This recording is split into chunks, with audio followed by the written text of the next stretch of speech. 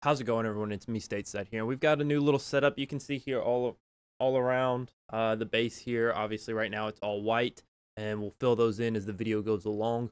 But I want to go ahead and introduce a new series. We're going to talk about 3 keys to the match. This match has obviously already been played, the one we're going to be talking about. Sometimes we'll do some previews for some big matches during weekends. We'll do them, Thursday or Friday going into the match week.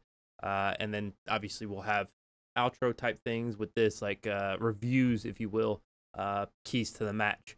But starting off with our first keys to the match, we're going to be looking at Tottenham versus Manchester United. Without further ado, and also if you guys enjoy this type of video, leave a like, comment down below, letting me know, some matchups you want to see in the future. Hit that subscribe button so you never miss another video. And let's get right into it. Tottenham 2, Man U 0. Obviously, we know the scoreline already. Game's already been played. But we're going to go ahead and talk a little bit about why that game was so one-sided on the scoreline, as you saw. Starting off with our first point, our first key to the match has to be Rashford at striker. The striker situation, Manchester United, Rasmus Højlund has to start playing up front for them. Marcus Rashford, not a striker. He's so much better on that left wing. So much better for United going forward when he's playing on that wing. Garnacho's coming off the bench. It's Anthony, Bruno, Anthony, Bruno, Rashford, and then you've got a striker ahead of them. Even when it was Wout Weghorst, it helped Rashford just by having him on the left wing. The fact Martial didn't start, I was very surprised by, just because you give the opportunity for him to link more so with Rashford. Very surprising there. Taking a look at a few stats that are kind of important to give you a perspective on the game. Only one dribble completed by Marcus Rashford within the entire game.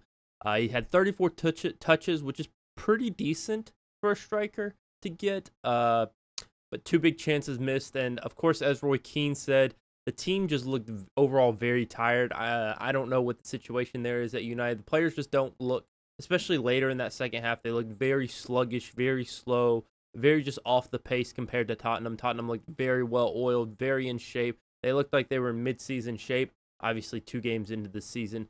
I was very surprised to see that from United. But my first key point, again, Marcus Rashford at striker is not an answer for Manchester United. They need a backup striker. If Rasmus Højlund goes down, they need to be able to rely on a player like Martial to step into that position. Obviously, he came on in the second half. Martial did. I don't know why he's not.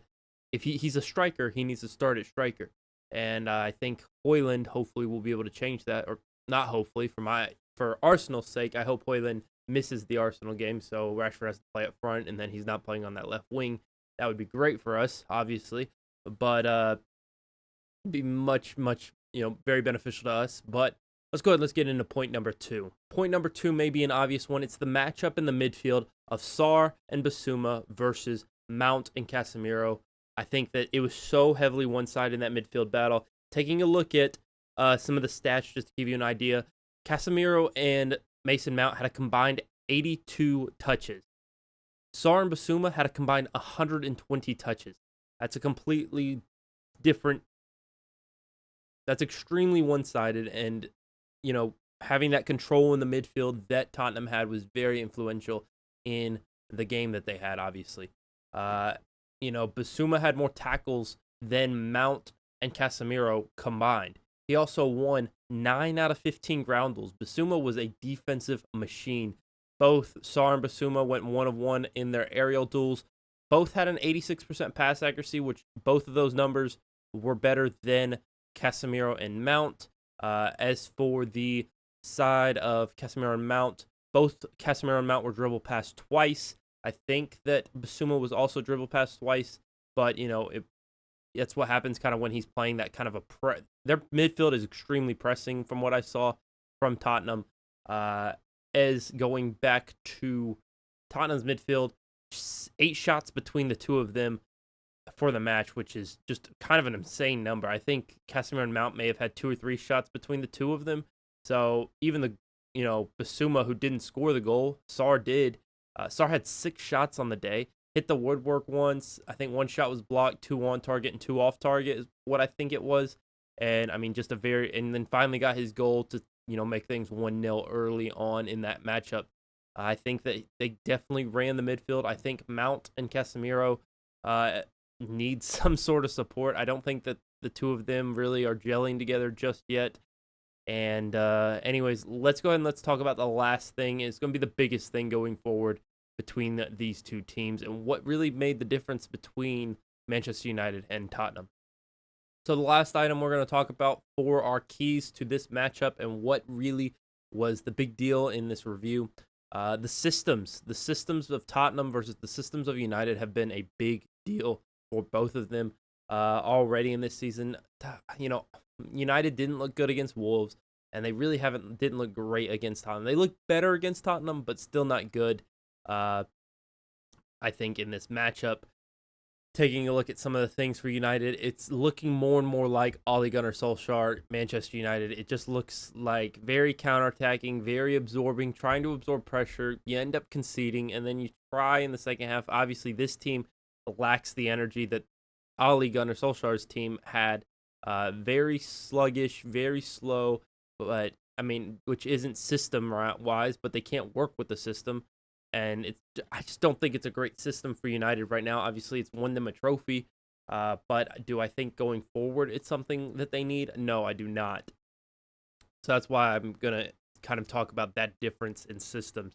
I think that the defined roles, they have such expectations of what they need to do that they don't have that freedom under Ten Hag, and I think that's going to be problematic in the future as they play better teams.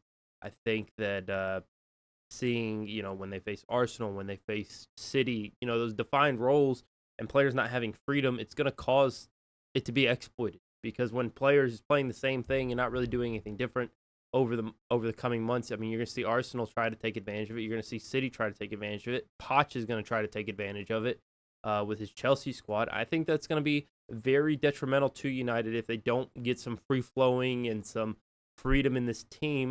Mount looks lost. He only touched the ball 27 times during their game. He's a player who, if they want to succeed, he has to come get the ball. He has to get touches. He had 2 key passes in his time, 83% pass accuracy. Defensively, he looked poor. Let's not even worry about that.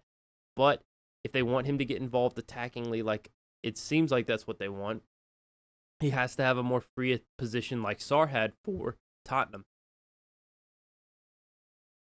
Now, taking a look at Spurs, on the other hand, they were much, much more exciting. They remind me of Pochettino Spurs many, many moons ago. I think that this fluid attacking, getting everyone in attack. Pedro Porro nearly scored a goal. Ben Davies, for my word, got involved. He forced the own goal by Lisandro Martinez. It was assisted. It would have been an assist by Perisic. Obviously, the shot was off target, but I think that this is being a very free-flowing team. Everyone's getting involved. Everyone wants to go forward. Everyone wants to come back. I think Postecoglou's done an excellent job, even though it's just 2 games. He's got a long way to go, but I think it's going to be very crucial for Tottenham going forward that they continue to play with this exciting style. It'll keep the fans behind Postecoglou, fans who have been a little bit weary of maybe at the beginning of this season. I think that's going to be crucial going forward for them to continue to play the way they've been playing and keep this energy and tempo up. As for actual, strategy-wise, I think the fact that they've been able to, get the ball to the byline and cut it back the way they have, the Sarr goal, Pedro Porro nearly scored from, I think it was Son cut in. No, Kulusevski had a shot early on where Son cut in, passed it to Sarr, and then Sarr played it into Kulusevski, who got a shot off. Obviously, it was saved, but again, it looked very dangerous, and it switched the play very quickly within the Manchester United box. They were able to switch the play like that, and it felt like a goal could have came with a little bit better effort from Kulusevski, and it was a very dangerous chance again for Tottenham. I think that going forward, that their cutbacks are going to be dangerous, especially with Sarr kind of lurking on the edge of the box and not afraid to take a shot, as we saw yesterday from when I am recording this. I think this video is going to go out Monday before the Arsenal game goes out or comes on. But anyways, guys, I hope you enjoyed the video. If you did, please leave a like down below. Hit that subscribe button so you never miss another video, and I'll see you in the next one. Peace.